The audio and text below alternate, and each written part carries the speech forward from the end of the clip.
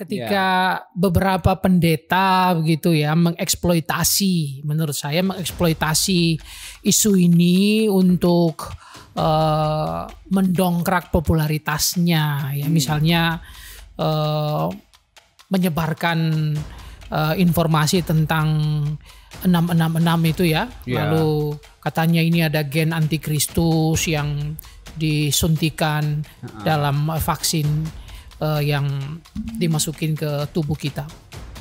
Jadi ada kelompok-kelompok tertentu yang menafsirkan Alkitab itu secara hurufiah. Jadi diambil saja ayat Alkitab itu, dilepaskan dari konteksnya di masa lalu, lalu kemudian tafsir semau gue lah ya, gitu ya. Tafsir semau gue lalu untuk membenarkan pemahaman-pemahaman tertentu, misalnya pemahaman tentang akhir zaman itu ya.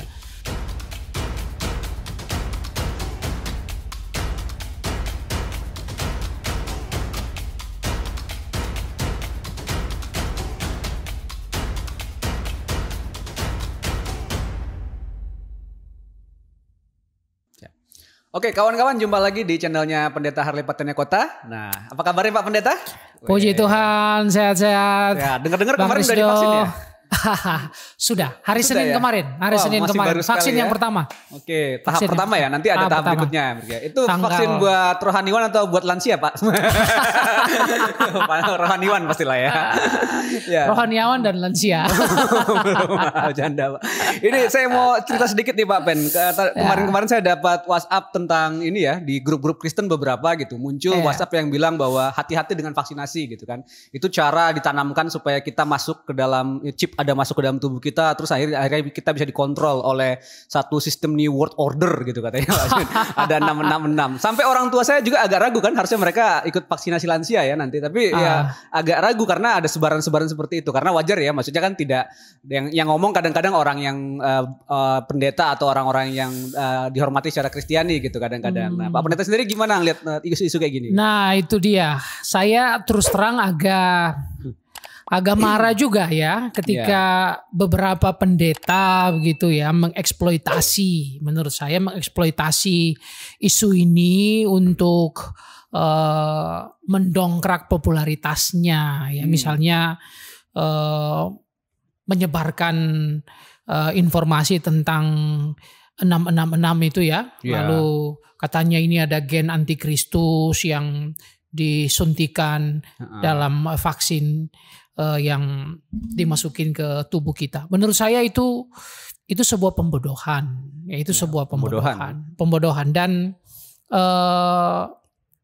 mereka kan memanfaatkan ayat-ayat tertentu dari Alkitab lalu kemudian ditafsirkan untuk melegitimasi pemikiran mereka mengenai akhir zaman ya, atau zaman akhir ya. Padahal dari dulu ya, dari dulu prediksi-prediksi yang semacam itu sudah dikatakan dan berkali-kali juga gagal. Tapi kok masih banyak orang yang percaya. Nah, itu sesuatu yang menurut saya ternyata proses pembodohan itu masih terus dilakukan sampai sekarang. Dan itu kontraproduktif menurut saya. Kehadiran kekristenan di Indonesia mestinya memberikan dampak yang positif. Mendorong supaya proses vaksinasi ini bisa berjalan cepat, wabah ini bisa cepat selesai dan orang bisa kembali menjalani kehidupan seperti sebelumnya. Ya. Nah, kalau disebarluaskan informasi yang keliru seperti itu, yang nggak benar seperti itu kan sesuatu yang membodohi banyak orang dan itu kehadiran yang kontraproduktif menurut saya. Iya, tapi ini Pak Pen, maksudnya ayat-ayat yang dipakai tuh kayak terutama kitab Wahyu atau kitab Daniel, pokoknya hal-hal yang bicara soal masa yang akan datang lah gitu. Dan itu narasinya pasti ketakutan ya gitu. Betul. Orang ingin takut nanti ini dipakai untuk kita jadi tanda itu ya, dimateraikan katanya gitu jadi ini. Itu maksudnya tafsiran Alkitabnya tuh bertanggung jawab atau enggak sih, atau gimana sih Pak Pen, kenapa bisa muncul ada tafsiran seperti itu? Jadi ada kelompok-kelompok tertentu yang menafsirkan Alkitab itu secara hurufiah. Jadi diambil saja ayat Alkitab itu, dilepaskan dari konteksnya di masa lalu, lalu kemudian tafsir semau gue lah ya, gitu ya. Tafsir semau gue, lalu untuk membenarkan pemahaman-pemahaman tertentu, misalnya pemahaman tentang akhir zaman itu ya. Jadi itu yang terjadi. Nah, pemahaman yang seperti ini betul, dia bukan membebaskan orang dari ketakutan, membawa orang untuk lebih mencintai dunia ini ya, menikmati dunia ini, tapi justru itu membangkitkan ketakutan. Bahkan kemudian orang bisa mengambil sikap ya terpisah dari dunia ini. Orang pada rame-rame mau vaksin supaya cepat cepat selesai. Ini kok ada orang yang karena takut lalu kemudian memisahkan diri, ya itu kan kehadiran yang tadi saya bilang kontraproduktif. Iya betul. Gitu. Kalau saya ngeliat mungkin isu ini udah beberapa kali muncul ya Pak. Dulu komputer katanya sempat disamain sama 666 gitu ya. Terus pernah juga akhir zaman tahun 2000 gitu ya sampai ditambah ini gitu. Kalau saya ngeliat mungkin ini semacam ketakutan orang ya, ketakutan si rohaniwannya mungkin, tapi ngajak orang lain takut juga gitu. Karena toh kenyataannya setelah komputer dibilang begitu, kenyataannya semua sekarang pakai komputer. Iya kan, nggak ada masalah ternyata gitu. Mungkin zaman itu dia karena nggak bisa pakai komputer makanya bikin ketakutan kayak gitu. Atau Pak Pendeta ngeliat gimana? Ada itu ya semacam ketakutan yang memang akhirnya ditularkan, kenapa bisa begitu mudah menyebar ya? Memang kita tahu ya rasa takut itu kan pasti lebih ini ya gitu. Dan mungkin karena hamba Tuhannya atau pendetanya mungkin agak takut berubah atau takut mengubah sesuatu, akhirnya jadi menyebarkan supaya kita jangan ikut-ikutan katanya. Jangan terpengaruh dunia ini katanya gitu. Yang pertama saya lihat memang ketidakmampuan untuk beradaptasi dengan perubahan. Ya. Lalu ketidakmampuan itu menimbulkan ketidaksiapan, bahkan ketakutan ya, ketakutan. Lalu kemudian dilegitimasi dengan ayat-ayat suci ya. Padahal membacanya dan mengartikannya tidak harus tidak seperti itu gitu. Dan semua yang mereka kemukakan itu kan selalu meleset. Selalu meleset. Salah ya. Iya, salah ya. Kasarnya itu salah, bukan meleset. Memang betul-betul salah gitu. Dan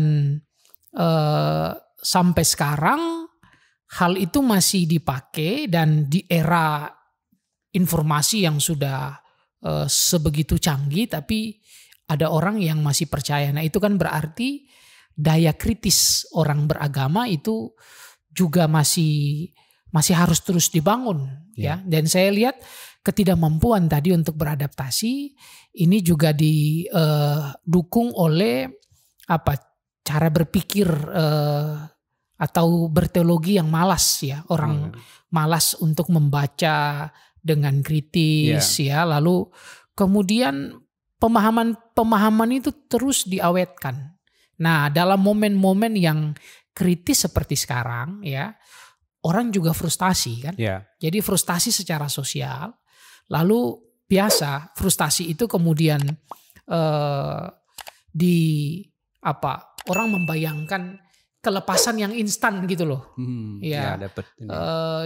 Diproyeksikan ke alam lain ya, yang memang didambakan ya. Lalu kemudian memisahkan diri, dan itu kan yang terjadi misalnya dulu di Bandung kan juga ada ya, tapi bukan dengan 666, tapi ada satu kelompok yang tahun 2003 kalau nggak salah itu akhir kiamat begitu ya, ada satu kelompok semua barang dijual dan seterusnya, orang kumpul tahu-taunya di hari yang mereka nubuatkan itu tidak terjadi. Belum datang ya, di cancel. Tidak terjadi juga. Ya. Dan itu kayaknya itu ya. Jadi mentok di dunia gitu ya, mentok dengan persoalan dunia, akhirnya baru beralih ke mikirin sorga saja gitu ya. Akhirnya seperti itu Pak Ben. Padahal sebenarnya kan sorga harusnya bukan dalam konteks kita karena nggak bisa ngapa-ngapain di dunia ya, tapi sebagai suatu hal yang justru bisa kita hadirkan di dunia mungkin kayak gitu Pak Ben. Harusnya kan begitu. Yerusalem baru atau sorga atau situasi yang penuh dengan damai sejahtera, kerajaan Allah itu kan mestinya dihadirkan di dunia ini. Dunia ini kan menjadi panggung kemuliaan Allah, tempat Allah berkarya, Allah bekerja. Alkitab bilang karena begitu besar kasih Allah akan dunia ini. Jadi dunia ini begitu dicintai Allah. Jadi kalau kita mau bersungguh-sungguh dengan iman kita, maka jangan arahkan mata kita kepada sorga sana. Arahkan mata kita ke dunia ini. Di dalam situasi sosial yang sehari-hari kita jalani bersama dengan orang lain, persoalan-persoalan yang kompleks yang sedang kita hadapi, kekristenan itu mesti melihat ke sana dan menjadi solusi, bukan menambah masalah, gitu ya. Dengan pemahaman-pemahaman itu kan menambah masalah, gitu ya. Bikin orang makin takut, lalu kemudian orang tidak vaksin, ujung-ujungnya programnya gagal juga jadi nantinya programnya gagal. Nah itu saya kira gak usah lah. Pendeta-pendeta yang masih suka mengeksploitasi isu yang seperti itu, menurut saya harus rajin baca dan bertobat. Bertobat.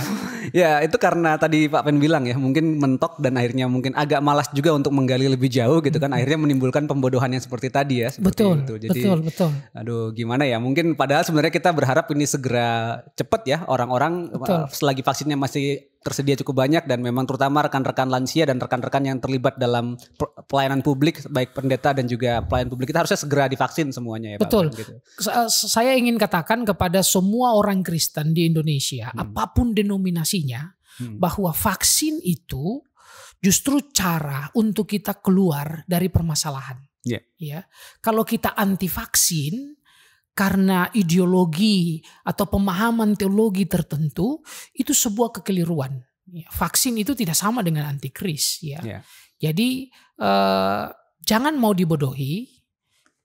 Pergilah ke tempat vaksin terdekat, lalu daftarkan diri, divaksin pertama, kedua, dan kita bersama-sama keluar dari persoalan ini. Indonesia harus sehat supaya kita semua bisa bangkit. Ya itu menarik sekali Pak Pen.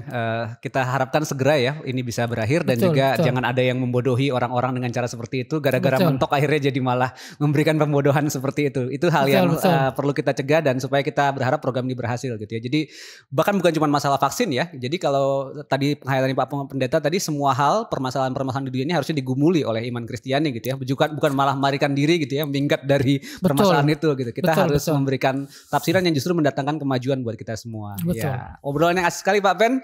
Selamat sudah divaksin. Nanti akan ada tahap kedua ya. Berarti, tahap kedua gitu nanti. Ya. Saya masih harus menunggu karena masih sangat muda. Ya. Gitu. Tapi rekan-rekan sekalian, ini pesan buat teman-teman semua yang mendengar.